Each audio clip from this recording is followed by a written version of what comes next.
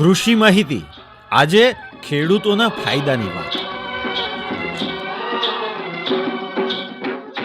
શ્રોતા મિત્રો, કૃષિ માહિતી કાર્યક્રમમાં આજે આપણે સાંભળવા જઈ રહ્યા છીએ વહાલી દીકરી યોજના એ વિશેની માહિતી। હવે કૃષિ માહિતીમાં એ પ્રશ્ન થાય કે આ વહાલી દીકરી અને કૃષિ માહિતી એ ક્યાં મેળ બેસતો નથી।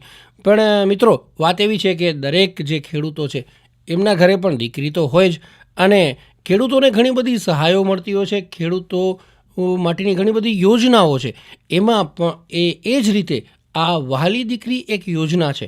તો એ યોજનાનો લાભ આપણા ગ્રામ્ય વિસ્તારના ખેડૂતો, ગ્રામ્ય વિસ્તારના લોકો કઈ રીતે લઈ શકે, એના માટે આપણે આજે સ્ટુડિયોમાં આમંત્રિત કર્યા છે દરશડી ગામના તલાટી એવા ધારાબેન પરમારને। તો ધારાબેન, આ વહાલી દીકરી યોજના વિશેની વાત કરો।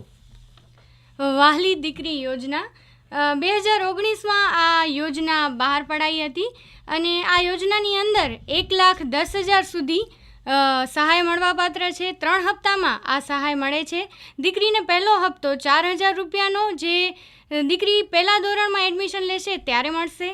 બીજો હપ્તો દીકરી 9મા ધોરણમાં હાઈસ્કૂલમાં એડમિશન મેળવશે ત્યારે મળશે, અને 6,000નો હપ્તો, ત્રીજો હપ્તો 18 વર્ષની ઉંમરે જ્યારે પહોંચશે દીકરી ત્યારે ઉચ્ચ શિક્ષણ માટે અથવા તો લગ્ન કરવા માટે 1 લાખ સુધીની સહાય મળવાપાત્ર રહે છે। અને આ યોજનામાં 1,10,000ની જે સહાય મળે છે એનામાં પણ કેવી રીતે મળે છે, તો 2019 પછી જો દીકરીનો જન્મ થયો હોય તો જ આ સહાય મળવાપાત્ર છે।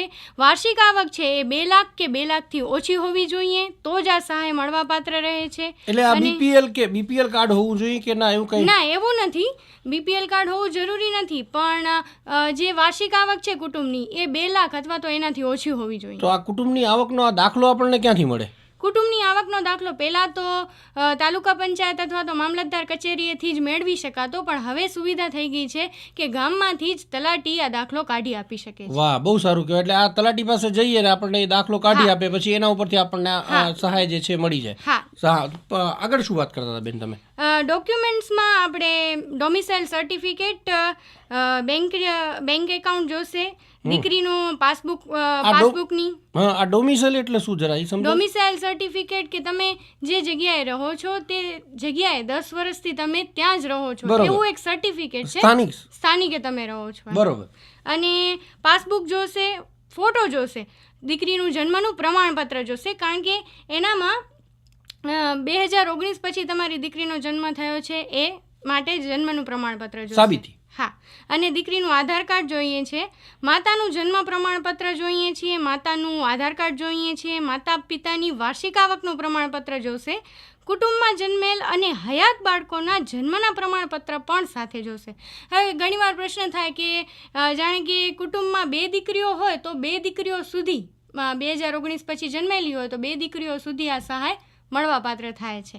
પહેલી દીકરી હોય તો પણ લાભ મળશે, અને બીજી દીકરી હશે તો પણ લાભ મળશે। પણ બેન, આધાર કાર્ડ તો મોટા માણસોના નીકળે ને, કે આટલા જન્મ્યું હોય બાળક એનું આધાર કાર્ડ નીકળી શકે? હા, નીકળી શકે છે। અચ્છા, તો એ પણ તલાટી પાસે જઈએ તો એ આપણને કે ક્યાંથી નીકળશે, કે કેવી રીતે આધાર કાર્ડ બનશે? હા, એ તમને માહિતી મળી શકે છે, પણ આધાર કાર્ડની પ્રોસેસ તલાટી પાસેથી નથી થઈ શકતી, બાકી રહેવાસીનો દાખલો આપશે એના ઉપરથી પ્રોસેસ થઈ શકશે। બરોબર। અને જો પહેલો દીકરો હોય છે અને બીજી દીકરી હોય છે તો પણ આ જે સહાય છે એ મળવાપાત્ર રહે છે। અને 2 ઓગસ્ટ 2019 અથવા તેના પછી જે બાળકી જન્મી હોય એ માટેની જ આ યોજના છે, કારણ કે તે વખતે આ જાહેરાત કરવામાં આવી હતી, એટલે 2 ઓગસ્ટ 2019ની તારીખ અથવા તો એના પછી જો બાળકીનો જન્મ થયો હોય તો જ આ સહાયમાં તમે લાભ લઈ શકો છો। તો ધારાબેન, આપે ખૂબ સરસ માહિતી આપી વહાલી દીકરી યોજનાની। આપનો ખૂબ ખૂબ આભાર, ધન્યવાદ। કૃષિ માહિતી આજે ખેડૂતોના ફાયદાની વાત।